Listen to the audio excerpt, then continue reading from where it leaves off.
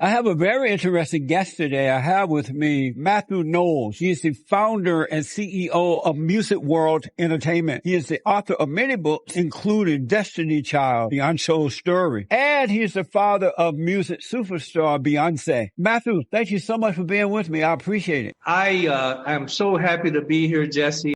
So I read that you grew up in Alabama. I did, Jesse. I grew up in Gaston, Alabama. I was just sharing. My brother, he's deceased now, but his name was Jesse as well. Amazing. So it's an honor to be sitting here talking with you. You kind of remind me of my brother, actually. But I grew up in Gaston, Alabama. We're talking in the 50s. I was born in 1952. I, interesting enough, never went to a black school until my junior year of college. So I integrated elementary, junior high, high school, University of Tennessee. It was a very, very racially dominated time. We think today is nothing like it was back then. Getting beaten, getting spit on, getting electric prodded. It was a challenging time. So I grew up in Alabama as well, right outside of Montgomery, near Tuskegee, Eufaula, and all those areas. I know that area well. Yeah, and the last year of my high school, 1968, when they first started to integrate the schools, because I remember there were white teachers at my school for the first time, I did not experience what they call racism. And we're going to get into that in a minute, growing up in Alabama. So a lot of things that the blacks are complaining about when they complain about Jim Crow and slavery and all that, it looked like they don't know what they're talking about. They've just been brainwashed by other blacks and liberal whites who are trying to use them. What do you think of...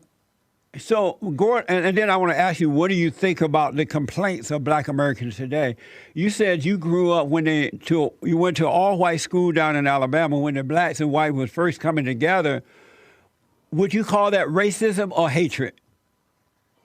Which part? The part of coming together? Or the way you were being treated while in an all-white school? The way I was being treated was absolutely racism. Racism is defined as that I hate you.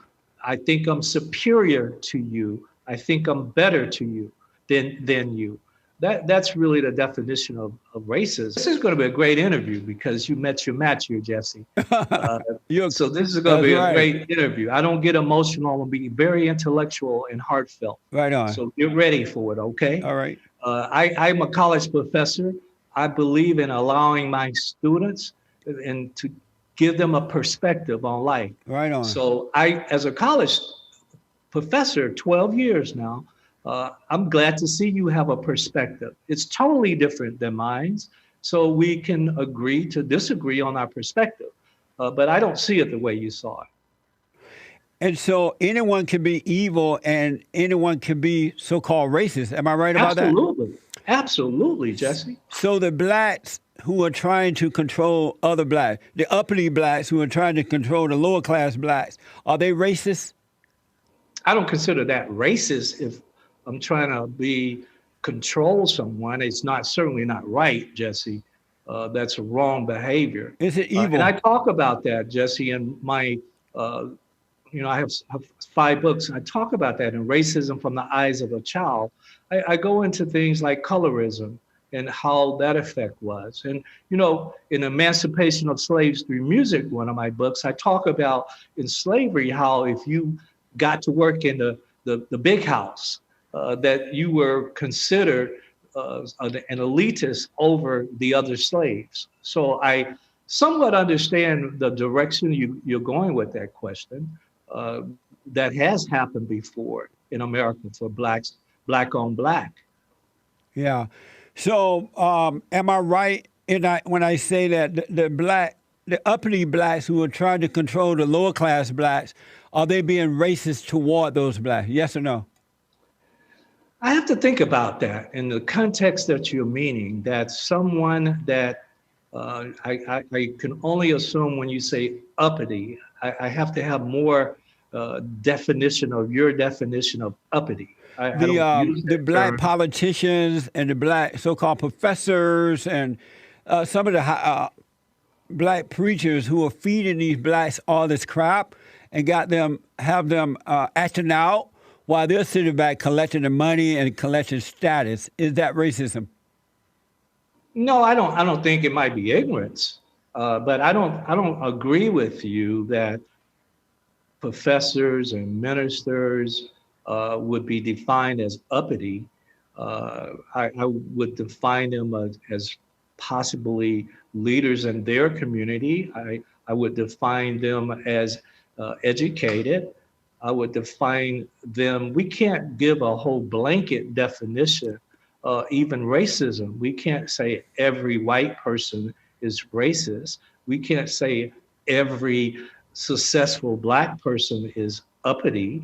That would be disingenuous to do that. You wrote a book about your daughter Beyonce called Destiny Child, The Untold Story. How much of an impact did it have on your children to be successful by having two parents in the home? I think that's key and critical. Um, I think if you look at most of us today that had two parents in their Yeah. home, they're pretty stable, and their marriages is pretty stable. I think it's critical and important because in a lot of black families today, you don't have Yeah. both. Why do you think that's not pushed today by the so-called leadership of the blacks? It's more, there doesn't seem to be a shame about having children out of wedlock, and they are fighting the whites and trying to take from them rather than pushing the idea of the family and then teaching their children the right way to go. Why do you Yeah, think I the don't know family is about not that, pushed? Jesse. I was told today we weren't talking about family values. Maybe my publicist got the wrong information. I was told we were talking about Destiny's Child, and if we're not talking about Destiny's Child, then we certainly need to reschedule this interview. Yeah, we'll get into that now, and that's why I'm asking. With your Yeah. family, you came from a family. I came from a family: father, mother, grandfather, grandmother, and likewise you did too. My son is doing very well, and so as your Good. kids are Thank doing very you. I well. congratulate you for that your son is doing well. Yeah, and so my question, by you being a professor and you out there and you see what's going on, why do you think the family is not being pushed in the black community today? I don't agree with that family is not being pushed. But again, Jesse, that's not why I'm here today. That's not my purpose. Again, I have a quite a busy schedule. If we're not going to talk about Destiny's Child, I just really would like to end the interview. Are you a Christian? I believe in faith. I don't give it titles. Oh, so I believe in faith. I believe in the universe. I believe that if the evil that we do comes back to us in karma. I don't give it titles. I've been growing up a Baptist. yeah, I've, I was talking about this just last night. When I married my former wife, one of the parts of that was I had to become a Catholic. So I was a Catholic. yeah. Uh, I then we found as a family we founded a Methodist church that I think currently has about 15,000 members. So I'm spiritual. I believe in faith along with science, and I believe in karma and universe. I don't believe in giving it titles, Baptist, Christian, Muslim. I just believe in doing the right thing in my life. The book talk a little bit about Jay-Z, Beyonce's husband, and Uh-huh. what impact did he have on Beyonce? Well, he married her. Has he had a good impact or a negative? Oh, he's had a positive impact. I have nothing but wonderful things to say about Jay-Z. I really just in the recently have really had the time to spend before the coronavirus and before. But Jay-Z is a smart young man. He loves his family without a question. and he wants best for them. So I have absolutely nothing but positive things to say about Jay. I noticed that, and I don't know what Beyonce was like before marrying him because I wasn't aware of her at the time. And Mhm. I noticed that she seemed to become very radical. She did a performance at a Super Bowl game or something like that. And she wore black, and she was doing the black power, black power, black power. And she's into the Black Lives Matter thing. What caused her, if it wasn't her husband's influence, what caused her to become so radical? Her mother and father. They, That's uh, an easy answer. I didn't even have to hesitate on that. you mean you and your wife caused her to become so radical? Yeah, Solange is also radical. And Uh, why would you do that to them? do what to them? Cause them to become so radical, kind of all into Well, the black thing. radical is not a negative word. Radical means that you also bring awareness. Radical doesn't mean that I'm out, defaming and putting down people. Radical mean that we want to have power, black power. That can mean financial power. We are $1 trillion. If we look at all the revenue generated by blacks in America, we would be the same as a whole country. So we're talking about economic power when we say black power. We're talking about family power. We're talking about, so I don't see that being the word radical. But I was a radical, let me just finish, please. I was a radical at Xerox Corporation where I worked for 10 years. I was president of the black organization at Xerox. So I'm proud to say that Xerox became the #1 corporation for blacks in America to work in. I think sometimes radical is just bringing awareness and letting someone else know your opinion in a strong way, not in a forceful way, but sometimes sitting at the table. I don't view that. But so my kids saw their parents. My former wife and my friend Tina, she was radical. She had the big afro. I went to Fisk University after going to the University of Tennessee. We were very radical. We had amazing. I mean, I Fisk had no idea University. that came from her parents. I thought she was influenced by that radical husband of hers. No, But this whole idea of black power is evil. It's an evil idea because there's no such thing as black power. Black people can live as people just like normal people if they want to work hard and have a lot of money and live in certain places. And if they want to support other black businesses or white business or whatever, it's best to go that route because when you go radical like that and promote all this black power and Black Lives Matter and all that crap, all you do is divide the races just as the blacks accuse the whites of doing with KKK. Why become like what you hate?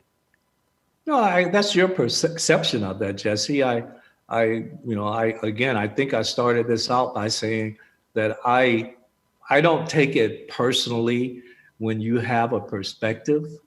I don't take that personally. And I don't have to agree with your perspective. I don't agree with your perspective. And I choose not to have to defend my perspective. I'm merely saying that my definition of radical could be totally different than your definition of radical, because your definition appears, I can't speak for you, but it only appears that it's a negative thing. My definition of radical is change, a change in behavior to modify the way that we behave. And so I'm using the word radical in a positive way. And when I say black power, I say that in a positive way, not in a negative way.